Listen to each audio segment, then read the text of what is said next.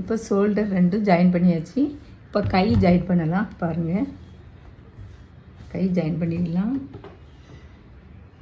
கை நம்ம தைச்சி வச்சோம்ல, இடது பக்கம் வலது பக்கம். இப்போ வலது பக்கம், சரியா? வலது பக்கம் வச்சு ஜாயின் பண்ணிடலாம்.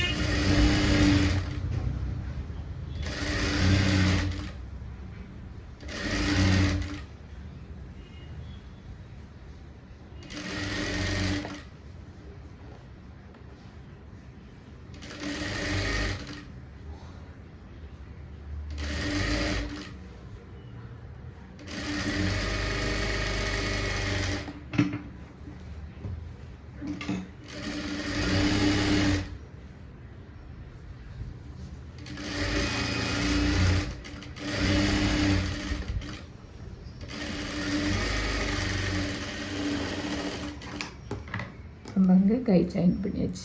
பாருங்கள், கை அழகாக நம்ம ஜாயின் பண்ணியாச்சு. பார்த்திங்களா? இப்போ இன்னொரு கை ஜாயின் பண்ணிடுவோம். ரொம்ப ஈஸியாக இருக்கும். நான் சொல்லித்தர மாதிரி நீங்கள் தைச்சா ரொம்ப ஈஸியாக இருக்கும். இன்னும் விளக்கமாக சொல்லித்தரணும்னா, இன்னும் புரியும்படி சொல்லித்தரணுன்னாலும் நான் உங்களுக்கு சொல்லித்தரேன்.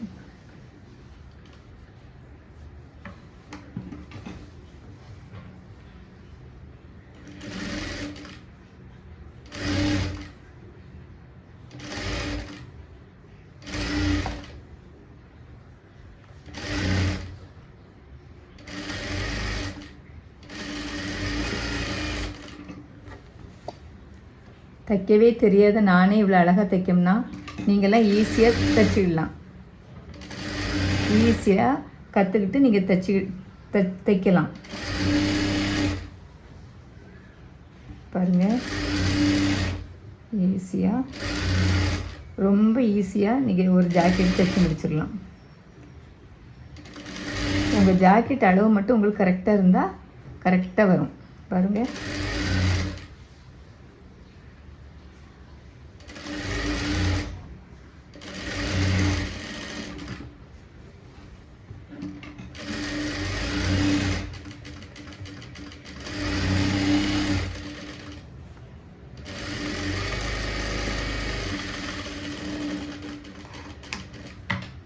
இப்போ பார்த்திங்கன்னா இந்த கையை நம்ம தைச்சி எடுத்தாச்சு. பாருங்கள், ரெண்டு கையுமே நம்ம தைச்சி எடுத்துக்கிட்டாச்சு. ரெண்டு கையும் நம்ம ஜாயின் பண்ணியாச்சு. இப்போ நம்ம இது இப்போ தான் நான் உங்களுக்கு சட்டையே எடுக்க போகிறேன். பாருங்கள், அதுக்கு முன்னாடி பைப்பிங்க்கு கழுத்துக்கு பைப்பிங் வைக்கணும்ல, அதுக்கு நான் கொஞ்சம் துணி வெட்டிக்கிடுதேன். இது நான் சேலையிலேருந்து வெட்டி வச்சேன். கொஞ்சம் அகலமாகவே வெட்டிக்காங்க, ஏன்னா இப்படி துணி ரொம்ப நகலும், அப்படி விலகி போகும். அதனால் கொஞ்சம் அதிகமாகவே நீங்கள் இந்த துணி எடுத்துக்கோங்க. மிச்சத்தை நம்ம கட் பண்ணி விட்டுலாம். பாருங்கள், கொஞ்சம் அதிகமாகவே எடுத்து ஜாயின் போட்டுக்கோங்க. கிராஸில் வெட்டி ஜாயின் போட்டுக்கோங்க.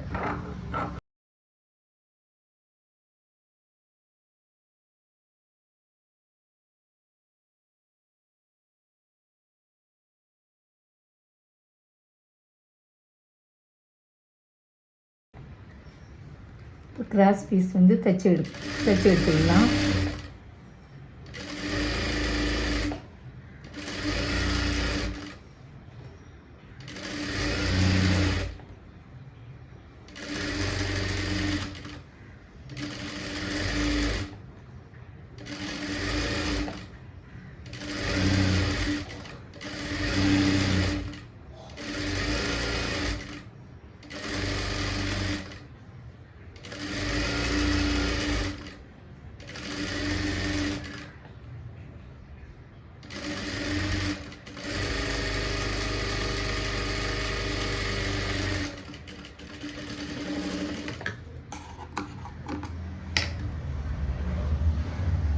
இப்போ தைச்சி எடுத்தாச்சு.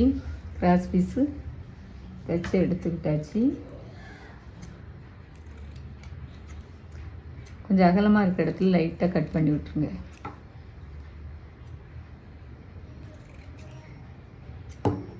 எதுலையாவது கொஞ்சம் அகலமாக இருந்தால் லைட்டாக கட் பண்ணி விட்டுருங்க.